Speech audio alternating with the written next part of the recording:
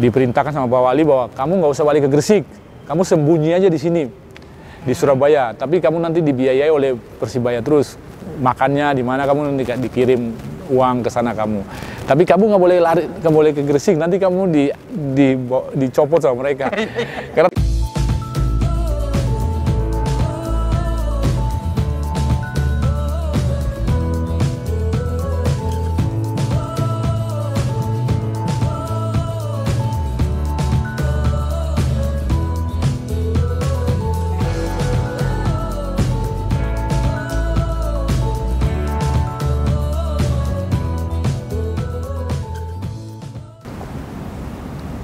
Selamat sore kawan-kawan. Selamat datang kembali di kanal YouTube Oma Bal-Balan bersama saya Miftahul Fahamsa. Dengan kaos baru ini, tetap mencintai sepak bola Indonesia meski kusut. Nah, ini sore ini saya mampir di Gelora Pancasila Surabaya, bertemu dengan pengelolanya ini. Bukan pengelola ya? Koordinator aja. Koordinator pengelolanya ini. Mantan strikernya Persigres Gresik, Persebaya Surabaya, dan Persela Lamongan. Koko. Nama lengkapnya sebenarnya Reonal Peter ya, panggilannya Koko. Selamat sore Mas. Sore Mas. Ya. Gimana kondisinya Mas?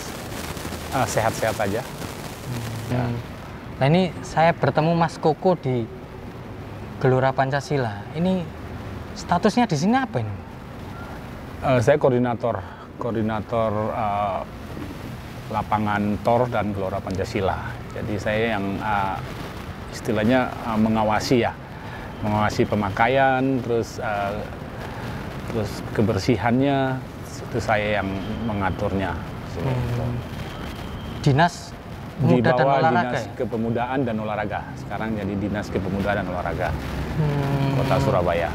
Nah itu, ini aktivitasnya Mas Koko di sini nih. Kalau mau nyari di sini di lapangan TOR dan di Gelora Pancasila Surabaya. Nah Mas Koko, kalau ngomong soal karir Mas Koko di sepak bola Indonesia, itu kan muncul pertama di level nasional ya. Ketemunya di Persigres Gresik.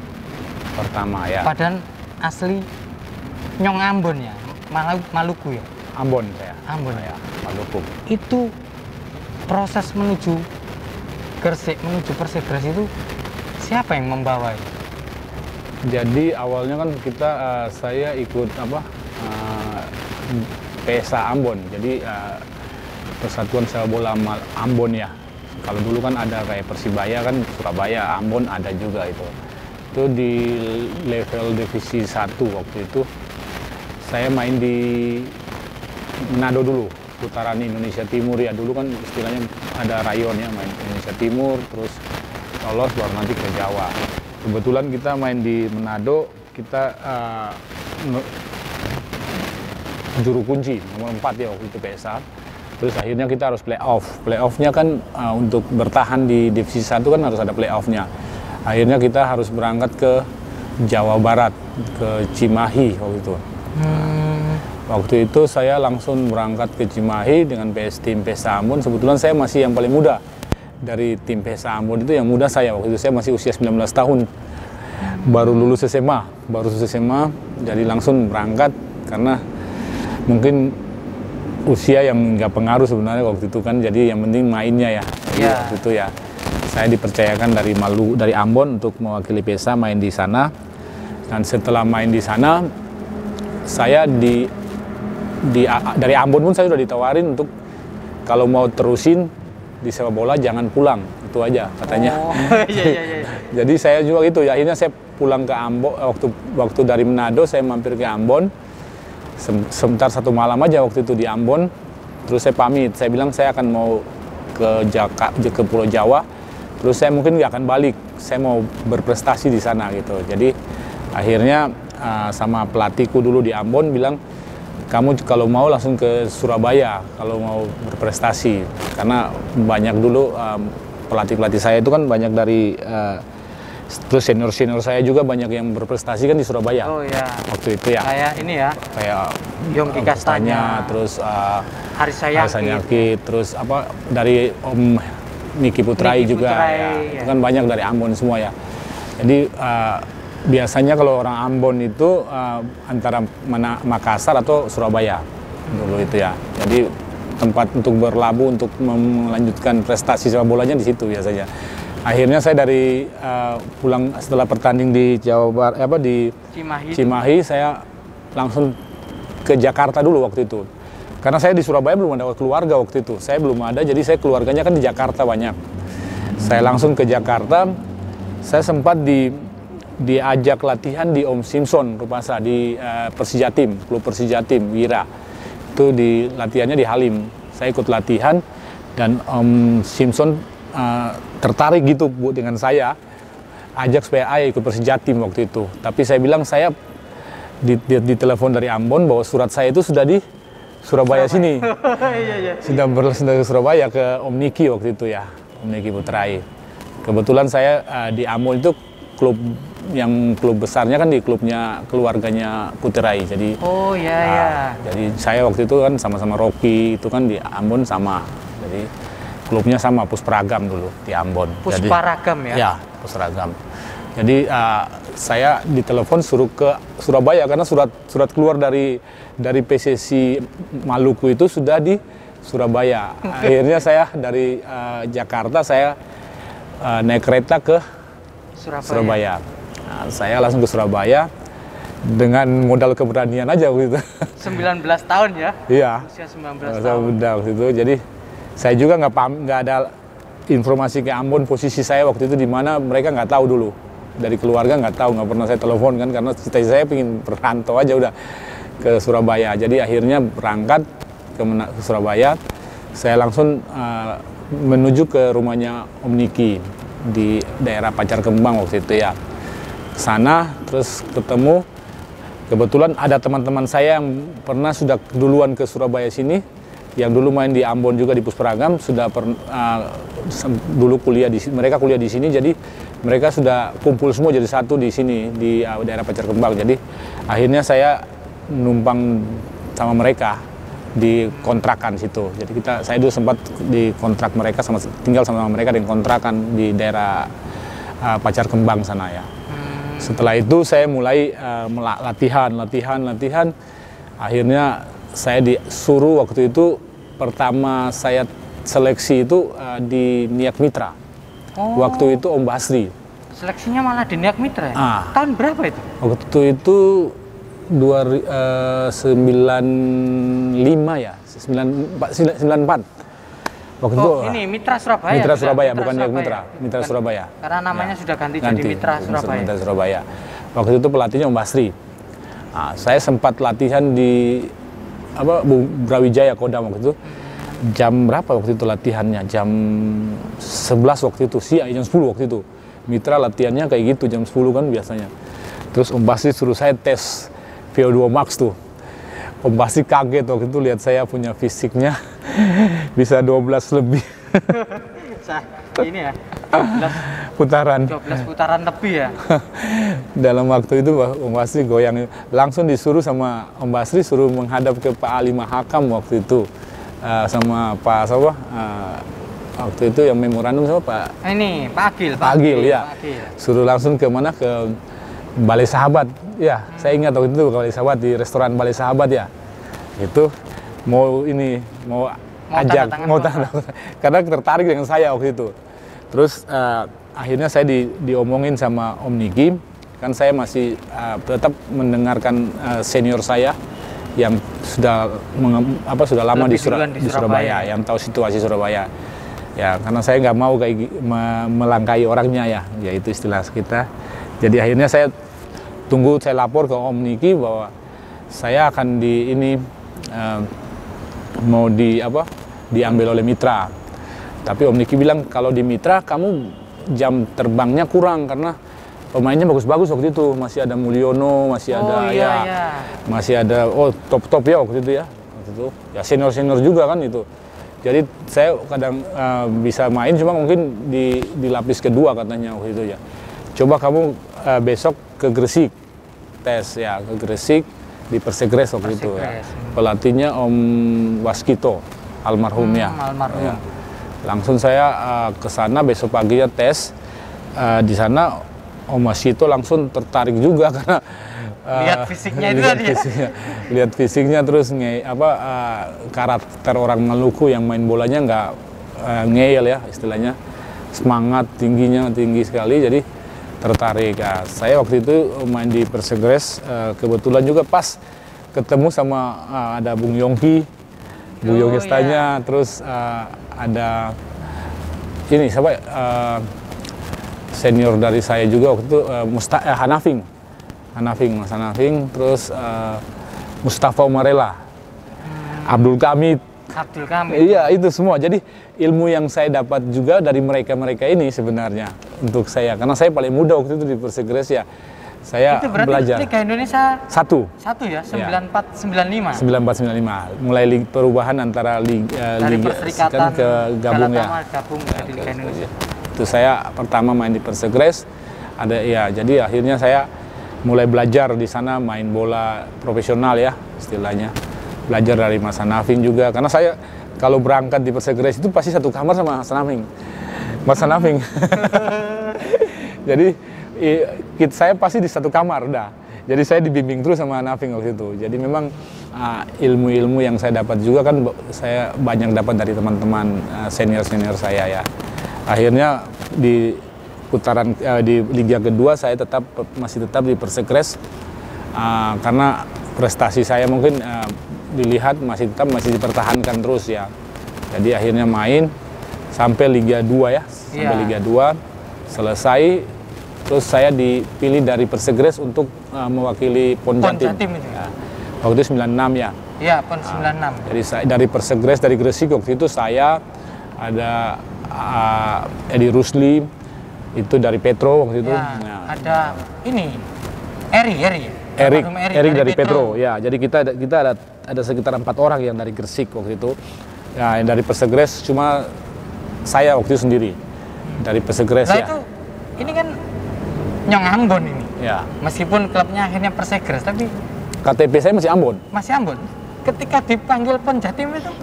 PON Jatim itu waktu itu kan saya langsung seleksi dulu ya. Datang kan dipanggil semua dari Jawa Timur ya, kumpul di waktu itu kita dimasukin ditinggal di hotel bukan Pasar Besar, dekat Pasar Besar itu ada punya gubernur punya pemerintah provinsi ya, kayak koperasi itu ada Wisma. Nah, kita nginap di situ semua. Situ latihannya di Gelora Pancasila seleksinya. Gelora 10 November. Gelora 10 November. Itu seleksi. Terus saya dipilih untuk pra, itu waktu kan Jawa Timur pra dulu. Iya. Nah, pra.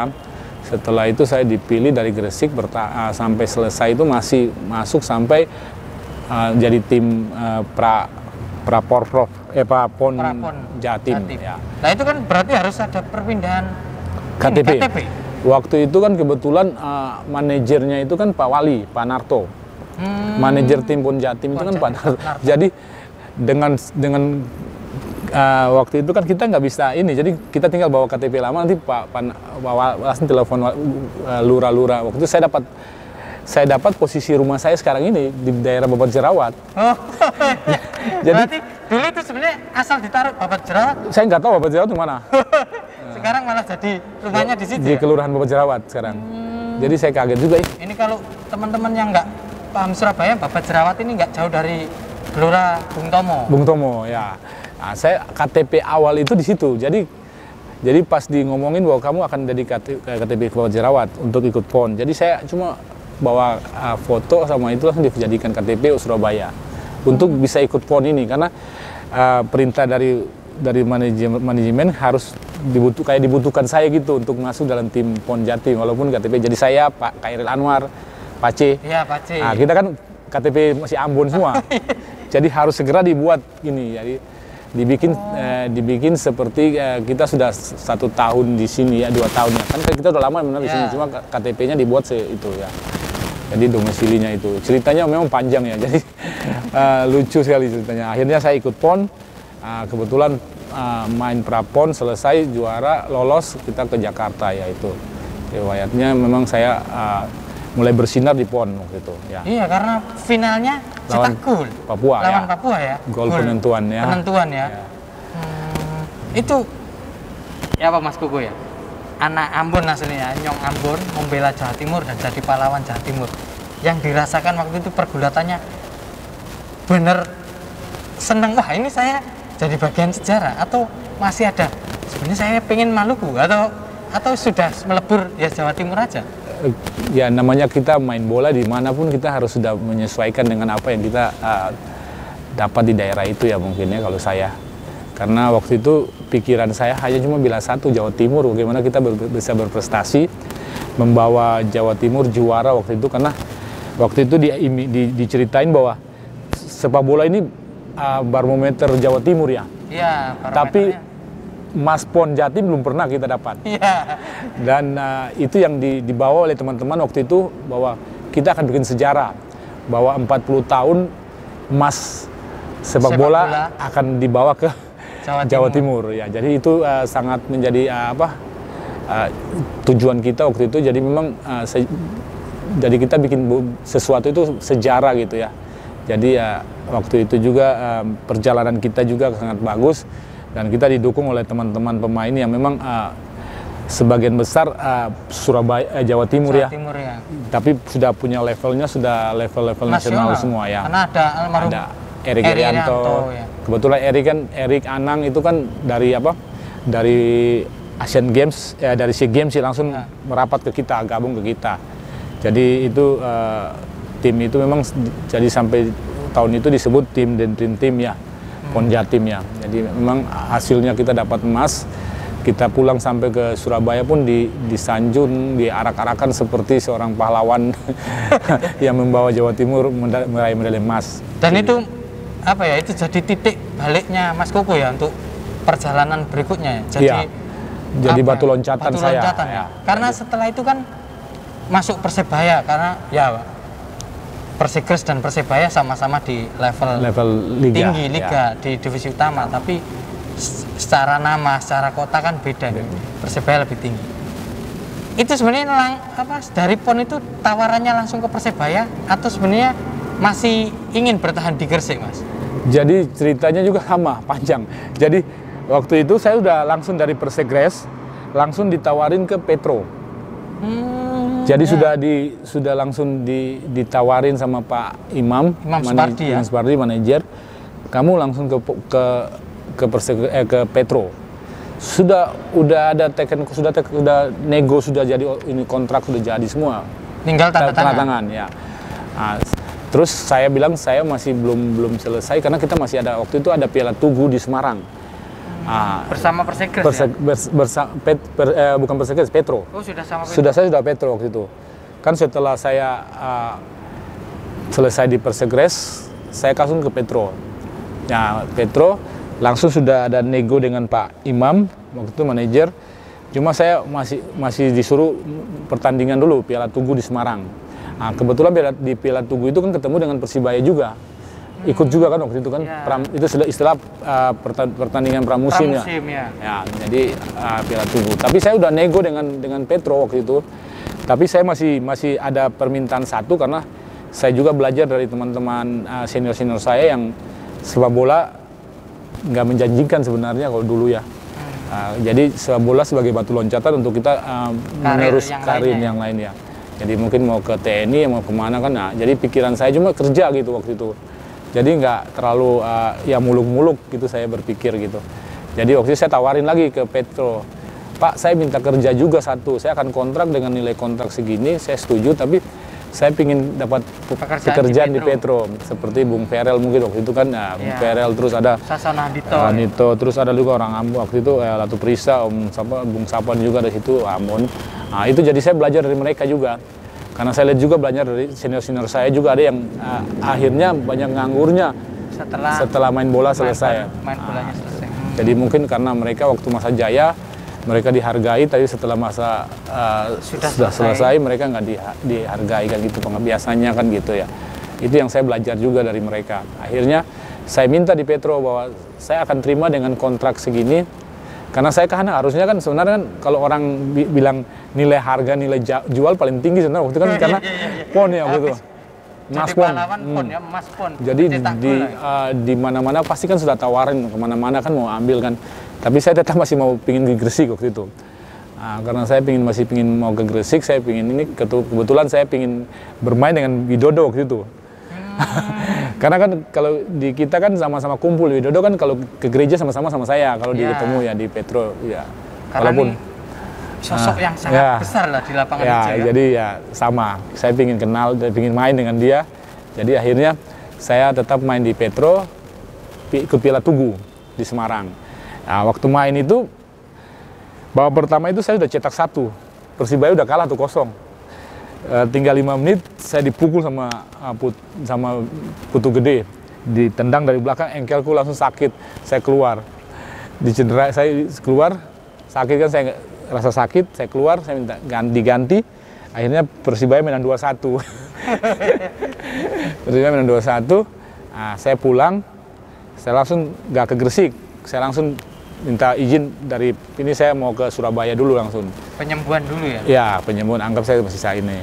Terus saya langsung pulang ke Surabaya, saya tinggal sama teman-teman di kontrakan, yang mereka kontrak, terus saya gabung sama mereka, kumpul, jadi main sama mereka. Besok paginya saya didatangin oleh orang-orang dari kecamatan, perintah dari Pak Wali Kota, bahwa kamu ditunggu jam 10 pagi ini di Balai Kota. Saya bilang, ada apa? Nggak tahu ini. Terus saya tanya Om Niki bilang, kamu kayaknya mau ditarik di Persibaya, coba kamu ke sana aja dulu. Langsung saya ke sana, saya ketemu dengan pejabat-pejabat Pemkot waktu itu di Taman Surya waktu itu. Sekarang ya saya ingat, saya sudah tahu, duduk semua pejabat-pejabat itu yang ada di situ. Jadi Pak Narto yang pertama buka, saya sudah lihat kamu dari waktu PON itu. Jadi kalau kamu bertahan di Gresik, saya rugi, saya bilang gitu ya. Nggak apa-apa, saya juga terserah, saya juga belum ada ikatan apa-apa dengan tim yang lain, karena saya belum kontrak kerja, saya belum ada tanda tangan hitam di atas putih, jadi saya masih bisa bebas gitu Pak. Terus ditanya, di sana dibayar berapa? Saya dibayar gini-gini. Oke, di sini dinaikin. Terus, kenapa kamu nggak tanda tangan di sana? Karena saya udah minta satu pekerjaan Pak. Langsung, gitu. Saya langsung ngomong gitu aja. Langsung sama Pak Kamto waktu itu bagian kepegawaian. Pak Kamto disuruh langsung urus, minta ijazahnya, langsung disuruh urus kerja. Pak Wali ngomong gitu kan, namanya Pak Wali ya, langsung udah perintah. Iya, langsung saya dikasih lamaran, dibikin lamaran, dikasih ijazahku semua, dibuat sudah. Terus diperintahkan sama Pak Wali bahwa kamu nggak usah balik ke Gresik. Kamu sembunyi aja di sini, di Surabaya. Tapi kamu nanti dibiayai oleh Persibaya terus. Makannya di mana, kamu nanti dikirim uang ke sana kamu. Tapi kamu nggak boleh lari, nggak boleh ke Gresik. Nanti kamu dicopot sama mereka. Karena takut kan itu. Jadi saya bilang, tapi kan zaman itu kan harus ada transfer ya. Iya. Nah zaman itu. Jadi akhirnya saya disuruh sama manajemen mewakili lewat Om Niki waktu itu, disuruh ngurus kepindahan saya ke Gresik. Jadi lewat belakang sebenarnya waktu itu ceritanya kayak gitu. Kalau saya di lewat depan berarti harga yang minta di Persegres pasti akan tinggi. Iya. Karena waktu itu kan gila-gilaan, waktu itu Erik sudah 75 ya waktu itu. Iya, Erik 75. Pasti kan kalau Erik pasti kan levelnya di bawah saya juga. Maksudnya Erik di atas, saya pasti di bawah, pasti minta mahal kan. Persibaya kan juga waktu itu sudah ambil banyaknya. Kalau Erik 75 bisa Koko 50 kan karena Mas Pon ya. Itu mungkin gitu. Jadi akhirnya sama Persibaya suruh Om Niki waktu itu kan, Om Niki juga pegawai Pemkot waktu itu di kecamatan ya. Waktu Om Niki kecamatan ya. Akhirnya disuruh sama Pak Wali untuk ngurus. Alasan saya mau pulang ke Ambon.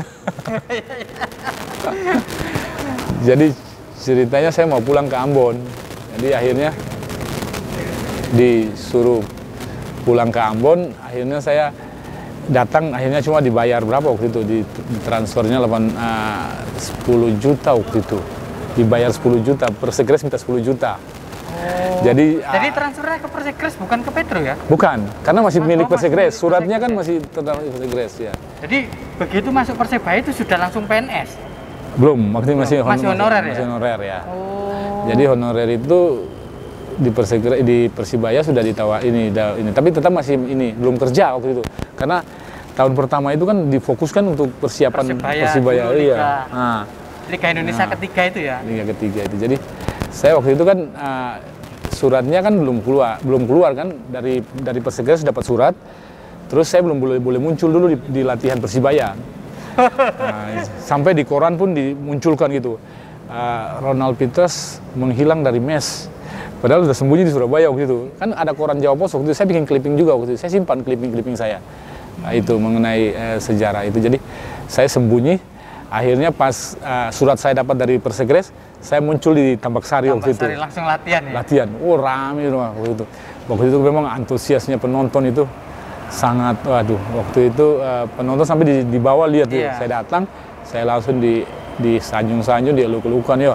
Karena kan mungkin PON mereka lihat ya. Lihat PON ini pahlawannya, pencetak golnya, finalnya Eri Rianto, Ronald Peter ya. Jadi waktu itu, terus habis itu langsung saya latihan.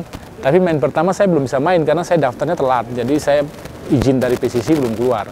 Saya main lawan Persijatim, saya belum main. Setelah saya main dalam Persijatim, main di Jawa Barat, di lawan Kabupaten Bandung, baru saya main.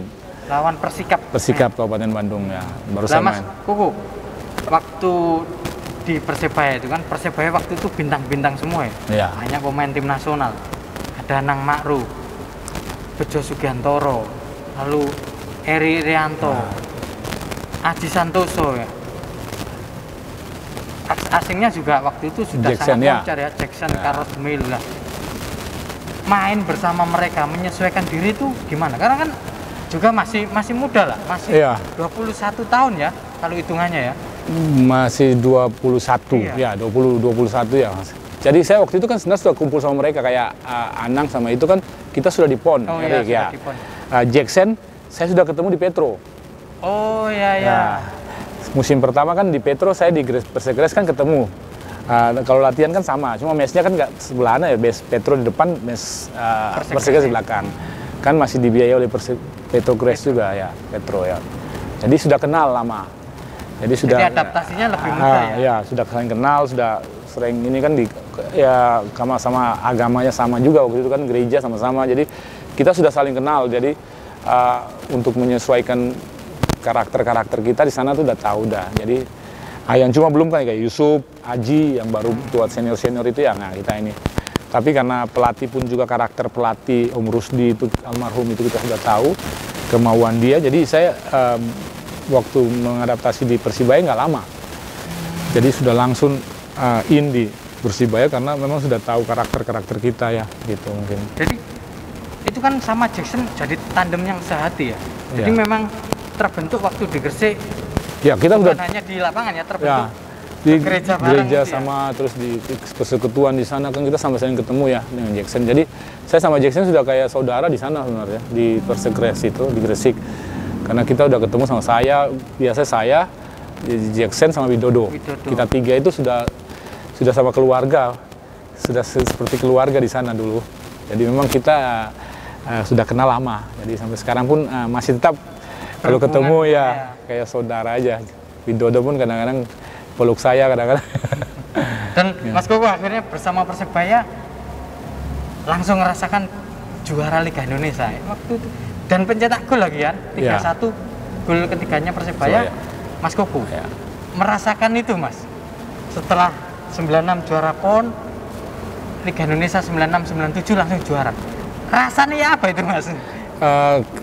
Ya rasanya memang senang juga Mas, waktu itu saya suka cita, tapi tetap kita patut bersyukur bahwa itu rezeki semua ya. Karena perjalanan saya itu kalau dilihat kan bukan sesuatu yang gampang ya. Karena saya juga merasakan bagaimana sulitnya jadi pemain bola di Jawa. Saya cuma modal dari Jakarta itu cuma pegang uang 10.000 waktu itu. Iya. Tapi untung aja di Surabaya itu paling murah. Kalau Jakarta masih mahal memang 10.000. Karena saya tahu waktu itu kita masih 500 perak aja itu masih sudah makan sebenarnya di Surabaya ya. Bisa makan mie goreng, mie Indomie itu kan sudah harga 500 perak itu. Kalau dulu itu ya. Itu aja saya merasakan bagaimana hidup di Surabaya dengan kondisi kayak gitu. Tapi semangat saya itu yang bikin saya jadi merasa bahwa perlu bersyukur memang itu semua. Hanya modal uang berapa tadi? 10.000. 10.000 dikasih sama kakak itu dari Jakarta 60.000. Jadi ceritanya kan saya sebenarnya bukan dari Jakarta, saya masih mampir ke Cilacap, kakak di Cilacap di Pertamina. Jadi saya dari Jakarta, saya turun ke Cilacap. Saya masih sempat 1-2 malam di Jakarta, di Cilacap dulu. Terus dikasih duit, kan dari Cilacap kan Jawa Tengah, waktu itu naik kereta cuma berapa ya? 20.000 ya kalau nggak salah. Jadi kasih 60.000 aja dari kakak di Cilacap. Suruh berangkat ke Surabaya. Jadi tiket kereta 20.000, berarti tinggal 40.000 untuk hidup di Tapi saya rasa perjalanan saya itu sangat indah. Kalau saya rasa setiap step demi step itu saya merasakan memang itu. Jadi ketemu teman, adaptasi dengan teman-teman di Jawa pun saya nggak sulit ya. Karena bisa adaptasi sampai main gala desa pun, sampai main gala desa juga. Sampai akhirnya jadi punya keluarga di kayak keluarga di Sepanjang itu, Mebel Arsuma itu kan karena pergaulan juga semua. Lah Mas, itu waktu juara Liga Indonesia ketiga, juara 96-97 itu kan bonusnya gede-gedean Persebaya waktu itu, karena teman-teman Mobil Timur. Iya, Mobil Timur kan. Mobil Timur. Apa kayak Eri, kayak Aji, Santoso semua dapat Timur. Lah, Mas Koko waktu itu dapat apa, Mas? Saya waktu itu ambil uangnya. Karena saya nggak terpikir mobil dulu kan waktu itu kan. Saya belum bisa bawa mobil juga kan, dan nggak terpikir. Jadi akhirnya saya banyak berpikir ambil duit aja waktu itu. Mobil kita kembalikan ya. Dan dapat PNS waktu itu langsung? Belum. Waktu itu jadi ceritanya saya pas selesai main di Senayan, final itu selesai, terus saya naik ke hotel kan, di Hotel Indonesia waktu itu ya. Naik satu lift sama Pak Wali, Pak Narto. Lalu kebetulan saya tanya, Pak, saya punya kerja bagaimana Pak? Lalu Pak Wali tanya, kamu belum tahu udah bahwa surat saya sudah masuk 1 tahun waktu itu. Jadi saya belum pernah merapat ke dinas kan. Untuk jadi saya akhirnya ngomong-ngomong, saya langsung disuruh besok kalau pulang sampai Surabaya harus langsung ke kantor menghadap. Udah langsung, tapi sementara menjadi tenaga honor waktu itu. Honor ya. Nah, habis setelah honor waktu itu harusnya saya dapat jatah PNS itu dari PON. Mas PON kan dijatain 98 itu waktu itu. Saya ikut ini waktu itu saya ikut Piala Champion Asia Korea waktu itu. Jadi tesnya saya nggak bisa ikut. Saya mewakili Persibaya waktu itu. Jadi akhirnya hangus nih ini. Baru saya diangkat tahun 2021. Ya. Baru 2021? Baru satu PNS-nya 2021 ya. Lama sekali Mas ya? Apa? Sorry, 2001. TNT-nya 2001, bukan 21 ya. Nah Mas, perjalanan di Persebaya itu kan lama ya Mas ya? Sampai, seingat saya sampai 2000... Saya 2002 ya? 2002 lah. 2002 saya pergi ke Persela Lamongan. Persela Lamongan, ya. Kenapa memutuskan pindah ke Persela Lamongan waktu itu? Saya mungkin karena waktu itu kan sudah mulai masuk banyak konflik-konflik yang terjadi di Persibaya waktu itu ya. Saya orangnya nggak suka konflik ya. Jadi saya sudah lihat ini sudah saling kayak ini, saya cari adaptasi baru dulu. Apa bisa kalau pegawai saya masih pegawai bisa nggak? Akhirnya saya tanya teman-teman di ini katanya bisa, jadi masih bisa keluar ke mana. Jadi akhirnya saya izin ke Pak Wali, izin dari saya suruh bupatinya izin ke wali kota Surabaya supaya saya bisa dapat izin main di sana. Jadi akhirnya saya ambil di Persela. Musim itu musim 2003 sebenarnya waktu itu. Iya, nah, Mas itu kan Persela divisinya lebih bawah kan? Kalau nggak salah Persela divisi 1 waktu itu. Persibaya juga divisi 1. Sama. Oh iya. Persibaya kan turun waktu itu. Oh iya, 2002 terus turun. Oh, sama-sama di divisi 1 ya. Turun. Jadi ketika pindah Persela nggak ngerasa bahwa masih di atas ini. Oh, sama-sama di bawah itu ya.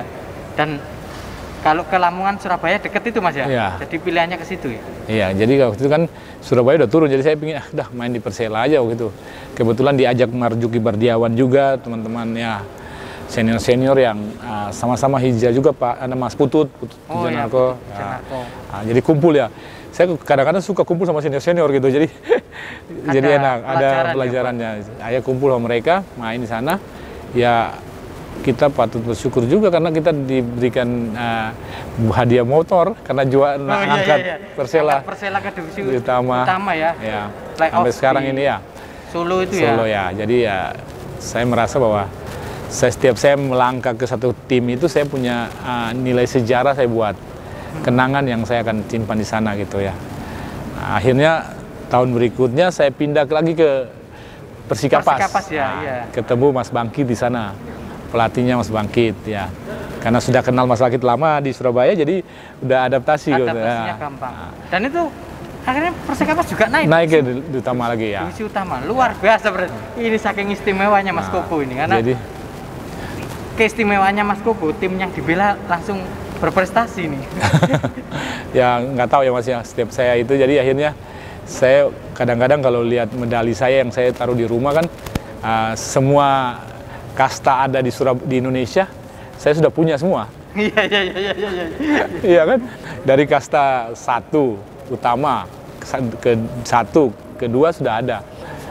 Termasuk di ya. Persiku Kudus Mas ya? Ya, jadi Persiku Kudus kan liga saya setelah dari Persikapas saya diajak waktu itu sama Mas Hanafing bantu dia di Persiku Kudus ya. Kebetulan butuh striker jadi striker senior jadi akhirnya saya bawa. Ya di sana juga jadi idolanya orang Kudus juga waktu itu. Iya ini kan. Ya, akhirnya bawa Kudus naik ke juara Liga 2 waktu itu ya. Divisi 2 ya. Kalau sekarang jadi divisi 3 ya. Iya. Ya. Liga 3 kalau Liga sekarang. 3 sekarang jadinya. Nah, itu medalinya juga ada waktu itu. Jadi ya semua komplit saya komplit rasakannya. Akhirnya saya masih dipertahankan satu musim pas naik ke Liga 1. Kan Liga nomor 2 ya. Divisi 1 ya. Divisi 1. Saya bertahan divisi 1. Terus waktu itu setengah musim waktu itu. Itu saya putaran pertama itu saya top skor di Liga 1 nasional. Divisi 1. Divisi 1. Saya nomor 1 top skor waktu itu dari Persiku Kudus saya top skor. Persibaya nawarin untuk pulang. Untuk pulang. Kebetulan ya yang nawarin Pak Wali kan, Pak Arif. Waktu itu kan manajer ya. Manajernya Pak Arif Afandi. Pak Arif Afandi kan. Disuruh kembali, ditelepon sama Ibnu, kamu disuruh kembali, kalau nggak kembali kerjamu kemana kamu nih? Iya bang, saya ngomong ke teman-teman di Persiku karena saya udah kontrak ini, saya kan nggak bisa ya.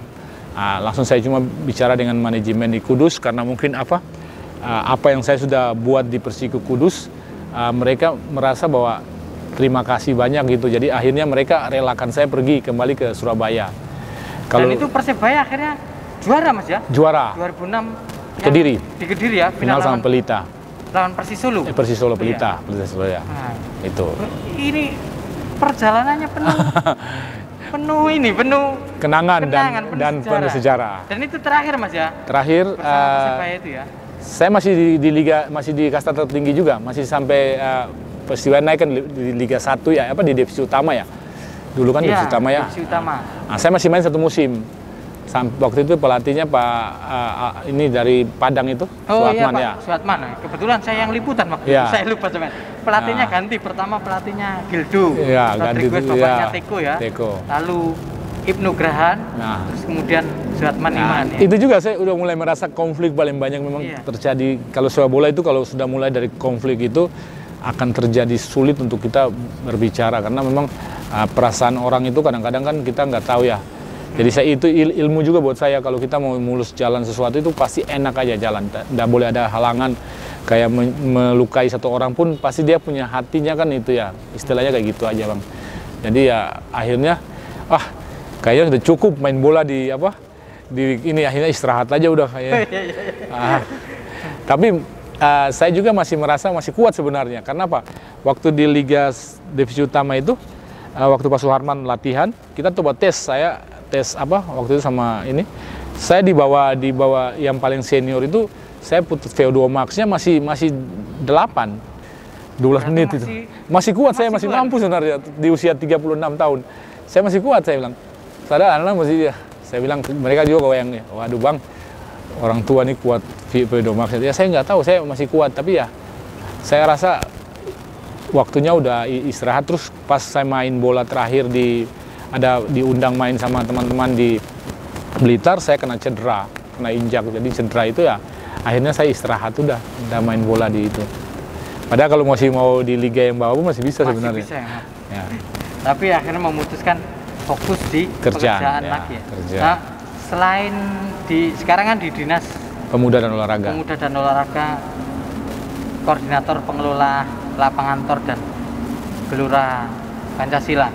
Aktivitas Mas Koko lainnya apa? Saya baru 1 tahun ini, September kemarin saya buka SSB sama Mas Anang. Saya sama Mas Anang di Pakal Putra. Anang Ma'ruf ya? Ya, sama Anang Ma'ruf, sama Mas Edo juga dibantu saya di sana. Edo Manggilom ya. Jadi kita coba karena lapangannya banyak di wilayah barat sana ya, dekat rumah saya itu banyak. Jadi potensi sebenarnya kita kalau mau lihat Surabaya itu punya potensi. Nah, ya. Kalau kita mau ngatur yang baik dari mulai pembinaan sampai ke ini bakat-bakat Surabaya sebenarnya banyak. Kita ambil dulu aja, kita punya Persibaya itu sebagian besar 80% itu produk Surabaya semua. Iya. Ya kan, kita harus lihat itu bahwa produk-produk Surabaya itu banyak dijual gitu. Dan setiap pemain yang mewakili Persibaya pasti nilai jualnya tinggi. Iya. Gitu. Jadi saya buka SSB ya, Pakal Putra. Pakal Putra. Saya nggak salah ini. Anaknya Mas Koko kan juga meneruskan bakatnya jadi pemain, cuma posisinya beda ya? Beda, penjaga Stefano ya, penjaga. Masih lanjutin nih Vano Mas di Iya, masih. Dia sekarang mau ikut di Liga 3 ini di mana, di Kalimantan, di Pontianak. Ya.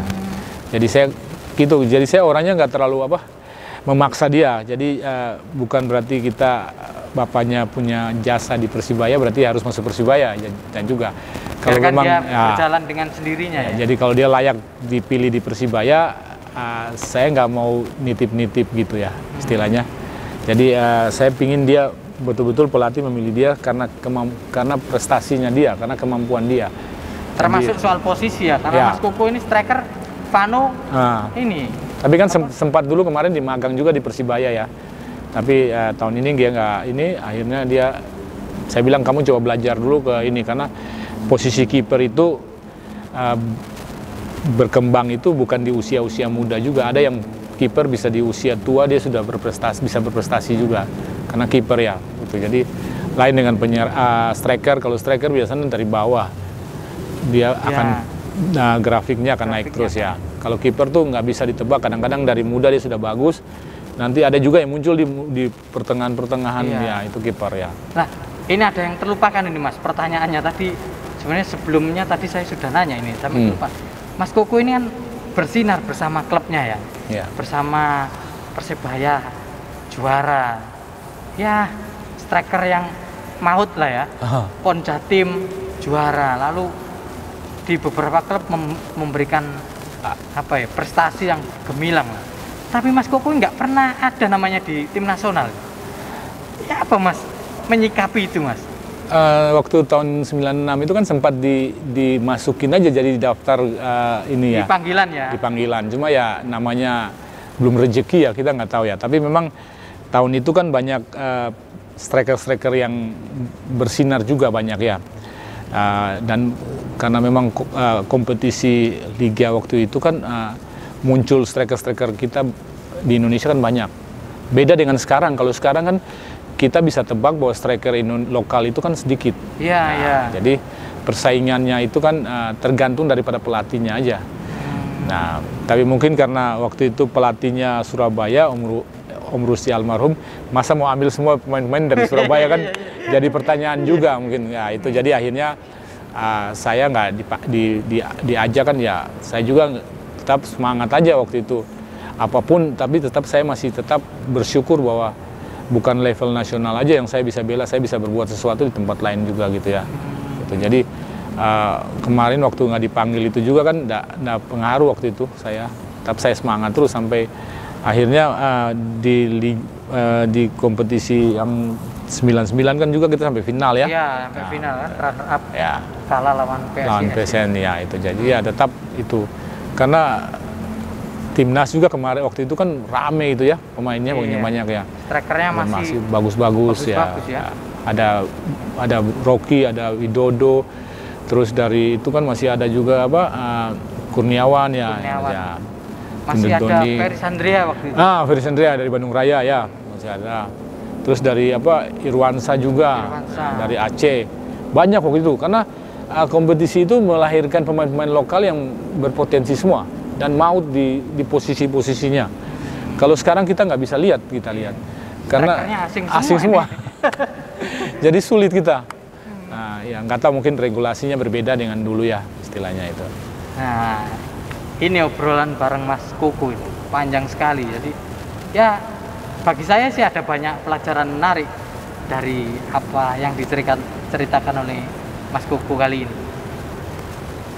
Semoga obrolan ini bisa menjadi inspirasi buat teman-teman pemain-pemain muda yang meniti karir, atau bisa jadi nostalgia bagi supporternya Persik Gresik, supporter Persebaya, supporter Persela, Persiku, Persikapas dengan obrolan. Itu dulu kawan-kawan obrolan kali ini. Nanti kita bertemu dalam obrolan yang lainnya bersama pemain dan mantan pemain bola yang lainnya. Terima kasih banyak Mas Koko atas waktunya. Sama-sama Mas. Selamat sore. Selamat sore.